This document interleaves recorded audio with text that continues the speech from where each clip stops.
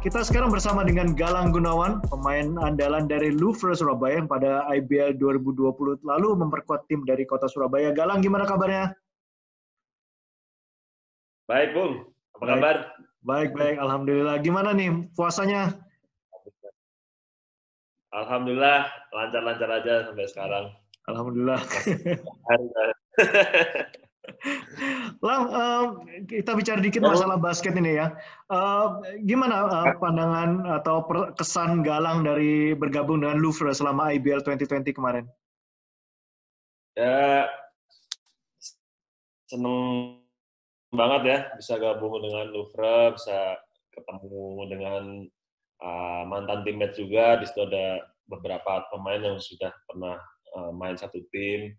Terus banyak ketemu orang baru juga. Seru sih, kita juga tim debutan juga, baru pertama main di Liga IBL ini. Jadi ya seneng banget dan rasanya ya seru sih.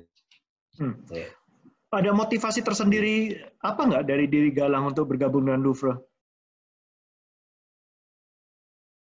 Kalau motivasi saya sendiri sih ya saya pengen ini aja sih. Pokoknya saya pengen prestasi yang lebih baik dari klub sebelumnya. Jadi kalau saya kemarin terakhir di BPJ cuma sampai playoff, ya di Louvre harus lebih baik lagi gitu. Itu sih.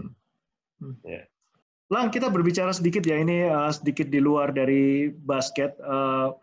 Karena kan banyak orang di luar sana mengatakan bahwa karir atlet, apalagi karir atlet basket itu kan tidak lama. Sehingga seringkali itu penghasilan dari seorang atlet itu terhenti ketika karirnya itu terhenti. Karir tidak lama itu ya mungkin ada macam-macam alasan karena faktor usia atau faktor cedera dan lain-lain gitu. Sehingga untuk melanjutkan kelangsungan hidupnya seorang atlet itu membutuhkan kayak penghasilan sampingan yang bisa menjamin kelangsungan hidupnya gitu. Nah, dari informasi dan kenyataan juga Galang termasuk salah satu atlet yang aktif juga gitu untuk membuka-buka usaha baru untuk bisa mendapatkan penghasilan tambahan. Pemikiran pertama Galang pada waktu memulai usaha-usaha ini apa ya Galangnya? Oh ya, sebenarnya kalau dari saya sih awalnya hobi, Bung. Kayak dulu pertama saya kan memulai usaha itu kan usaha yang clothing itu kan, slam dunking itu. Nah, itu saya memulai sebenarnya awalnya dari hobi. Terus kemudian juga yang warung itu juga awalnya juga dari hobi. Sebenarnya semuanya awalnya dari passion sih, dari hobi passion sih. Tapi saya juga mikir kalau basket kan sampai pasti ada batasnya kan. Kita nggak mungkin selamanya main basket. Jadi kita pasti ada nanti pasti pensiun entah apa karena emang udah nggak sanggup, karena bosan atau emang karena kenapa-napa kan kita nggak pernah tahu. Jadi ya saya juga mempersiapkan untuk nanti ketika udah pensiun saya udah ada pekerjaan lain gitu. Jadi seperti itu, Bung. Kalau dari pengalaman Galang sendiri, kira-kira advice apa ya yang bisa diberikan kepada orang lain atau atlet lain yang ingin memulai usaha pertamanya? Apa yang mesti dipilih? Usaha apa yang mesti dipilih oleh mereka? Iya, kalau untuk memulai usaha sih ya seperti yang saya bilang tadi sih. Saya kan memulai usaha itu kan dari hobi, dari passion. Contohnya tadi saya buka clothing itu kan awalnya saya emang suka ngedesain, saya suka gimana cara bikin kelihatan bagus gitu. Jadi saya memulai semua itu dari hobi, dari passion. Mungkin kita kalau ada yang bingung mau memulai usaha dari apa, mungkin kita bisa mulai dari situ. Dan juga kita juga harus tahu kelebihan kita apa gitu. Jadi kita bisa mulai usaha dari passion dan kelebihan kita gitu. Kalau dari segi finansial, advice yang Galang bisa bisa share ya. Kira-kira untuk usaha pertama itu berapa besar atau berapa persentage dari penghasilan kita yang bisa kita alokasikan untuk investasi itu untuk usaha pertama? Modal ya? Untuk modal pertama. Ya? Kalau menurut saya nih Mas ya, Bung ya. Kalau menurut saya nih Bung, modal pertama itu bukan uang sih. Modal utama tuh keberanian aja sih, kemauan aja sih. Jadi kita mau start apa enggak gitu aja sih. Karena jujur aja nih, saya memulai usaha saya itu saya nggak pakai modal pertamanya. Oh gitu. Iya. Jadi kalau ditanya modalnya apa, pertama itu ya saya nggak akan bicara soal uang, saya akan bicara soal kemauan dan keberanian aja. Keberanian mau memulai, kemauan yang kuat untuk menjalankan, itu sih.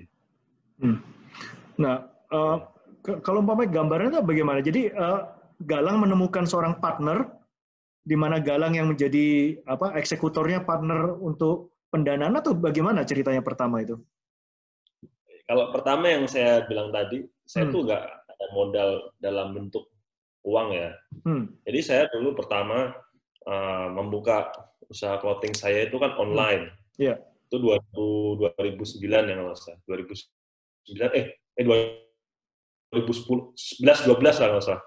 Udah hampir 10 tahun lah. Jadi ya 2012 kayaknya nggak salah itu. 2012 awalnya saya karena saya suka hobi desain, saya suka melihat kaos-kaos tuh yang keren tuh kayak gimana, saya coba belajar Photoshop, saya coba ngedesain sendiri. Waktu itu saya jual lewat pre-order, ya kan? Nah, pre-order kan jadi uang masuk dulu, saya produksi, baru setelah jadi mereka lunasi, ya saya kirim gitu. Jadi saya nggak pakai modal karena itu uang dari pembeli masuk dulu, baru saya produksi gitu. Jadi awalnya emang saya nggak pakai modal gitu. Jadi ada cara yang bisa dilakukan untuk usaha pertama tanpa modal uang. Yang penting modal berani dan modal tenaga itu juga udah bisa jadikan modal untuk mulai usaha pertama, Lang ya? Iya, kan ada yang bilang juga kan modalnya kan bilang modal kamu untuk usaha tuh berapa sih gitu. Ada yang bilang 1M gitu kan. Ya 1M itu maksudnya kemauan gitu. Iya. Karena banyak gini, Bung. Karena banyak kejadian seperti ini. Saya banyak banget yang curhat sama saya gitu kan. Saya mau bikin usaha nih. Gini. Tapi ya udah cuman ada keinginan doang, tapi kenyataannya ya nggak jalan karena cuman kemauan di mulut tapi tindakannya nggak ada gitu. Itu banyak sekali gitu. Jadi paling penting sih ya itu tadi, kemauan aja gitu. Kalau bicara soal modal dalam bentuk real, bentuk uang, itu tanpa modal uang pun bisa gitu. Nah sekarang kemudian setelah bisnis pertama jalan, kemudian bisa masuk ke bisnis warung ini bagaimana ceritanya, Lang? Kalau dari warung itu sih, ya itu yang saya sampaikan, saya awalnya juga dari hobi. Jadi sebenarnya itu saya ada langganan nasi goreng kambing kan di Jogja. Nah itu saya udah langganan lama gitulah. Dan bisnis warung si Gombing ini di Jogja ini udah jalan lama juga gitu. Nah waktu itu karena saya tiap saya pulang ke Jogja, waktu itu klub saya masih di Jakarta. Setiap pulang ke Jogja, saya selalu pasti sempetin makan di situ. Nah, saya langsung aja ketemu sama pemiliknya. Jadi ini bisnis ini saya sebenarnya partneran. Partner bukan saya sendiri ya. Jadi saya langsung ketemuin ownernya, ya udah saya bilang saya mau bukain cabang ini di Jakarta gitu. Walaupun dia belum ada buka cabang satupun, terus saya bilang saya mau bukain cabang ini di Jakarta gitu. Ya setelah diskusi lama, akhirnya ya jalan aja udah. Yang penting berani dulu, mau dulu itu sih. Namanya memang si Gombing dari awalnya. Ya betul. Sebenarnya si Gombing ini di Jogja udah jalan 10 tahun lebih itu. Itu nasi goreng kambing yang legendaris juga di Jogja itu. Mahasiswa pasti tahu tuh di Jogja itu. Saya pikir kalau di Jogja namanya bukan si Gombing, harusnya Go Gombing kan? Loh, kok bisa? Kan pakai nama sego, bukan nasi. Go Gombing ya. Boleh. Nah, kemudian ada pertanyaan juga, ini untuk orang yang masih berkarier basket ya, atau berkarier sebagai atlet cabang olahraga apapun. Umpamanya punya usaha satu, usaha kedua, terkadang mereka juga kesulitan untuk membagi waktu. Karena kan atlet kan ada komitmen untuk latihan, untuk bertanding dan lain-lain. Nah, untuk mengakali ya cara bagaimana untuk memanage, mengelola bisnisnya bagaimana dari sudut pandang Galang? Kalau pengalaman saya sih, yang pasti kita harus ekstra sih. Pertama itu kita benar-benar ekstra sih. Jadi saya pun mengalami sendiri ya, ketika saya bangun satu usaha, terus bangun usaha lagi itu, wah saya emang benar-benar kerja keras banget lah.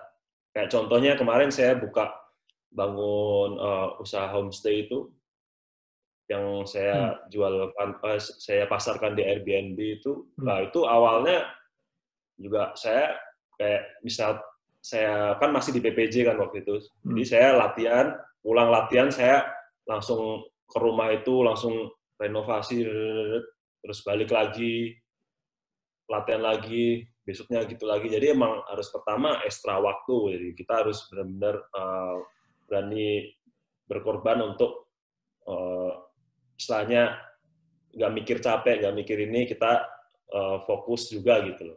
Terus yang kedua juga kita harus misalnya untuk yang usaha yang di Jakarta itu kita harus punya orang kepercayaan gitu.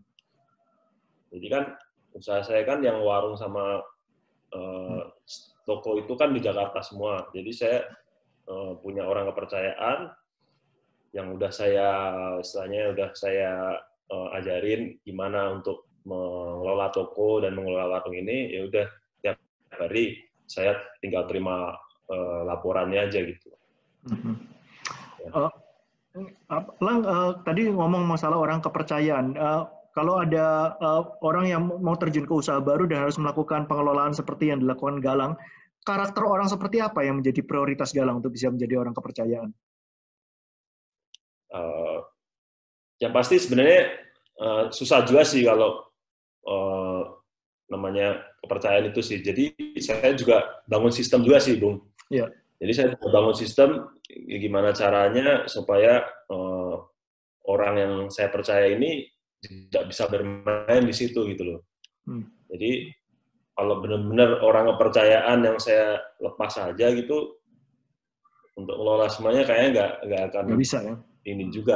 Nah, jadi emang kita harus ada sistem juga yang bisa mengimbangi. Yang pasti orang itu kita kasih ini aja, yang kita kasih target dan kita kasih reward gitu. Jadi mereka tetap istilahnya bukan karyawan sih. Kalau saya menyebutnya sebagai partner bisnis sih. Jadi kalau kalian dapat omset bagus ya kamu juga penghasilan kamu juga bakal tambah bagus gitu. Jadi misal kamu penghasilan cuma 1 juta, insentif kamu lebih tinggi kan kamu dapatnya lebih banyak gitu. Jadi saya mainnya di insentif gitu. Jadi sama-sama kita bangun ini bareng-bareng gitu. Jadi mereka percaya saya juga percaya mereka jadinya kan. Oke. Lang, ini menuju pertanyaan terakhir, Lang. Gimana tahun musim depan seandainya ini tidak berlanjut kembali IBL 2020, season depan masih di Louvre? Wah, itu saya belum tahu, Bung. Kebetulan saya memang kontrak dengan Louvre itu kan 1 tahun kan. Ya. Jadi kalau misal season ini selesai ya saya berarti udah selesai gitu. Kalau dari saya sih, saya punya target, saya pengen juara sebelum pensiun, Bu. Oke. Itu sih. Oke. Ya nggak tahu juga ya.